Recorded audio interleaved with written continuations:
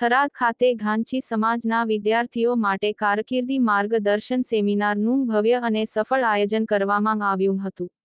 ઘાંચી સમાજના વિદ્યાર્થીઓને ઉચ્ચ શિક્ષણ, સ્પર્ધાત્મક પરીક્ષા અને ઉજ્જવળ ભવિષ્ય માટે યોગ દિશા મળે તે હેતુથી આ સેમિનારનું આયોજન કરવામાં આવ્યું હતું. કાર્યક્રમમાં મોટી સંખ્યામાં વિદ્યાર્થીઓ, વાલીઓ તથા સમાજના આગેવાનો ઉપસ્થિત રહ્યા હતા. આ સેમિનાર થરાદ પ્રાંત અધિકારી Shri Sajan sir Sai S Desai madam, પાલનપુરના હિદાયતભાઈ પરમાર, આદ્યશ્રીના કાર્યાલય સાથે સંકળાયેલા હેમજીભાઈ પટેલ વારાહીથી, રમઝાનભાઈ શિક્ષક શ્રી વારાહી, અકબરભાઈ ઇબ્રાહીમભાઈ ઘાંચી, હા મહમદભાઈ, હા અલ્લાહરખાભાઈ, હા મહમદભાઈ ઇબ્રાહીમભાઈ સહિતના પ્રતિષ્ઠિત મહાનુભાવીઓની વિશેષ ઉપસ્થિતિ રહી હતી. મહેમાનોનું આયોજકો દ્વારા પુષ્પગુચ્છ સ્વાગત કરવામાં આવ્યું હતું.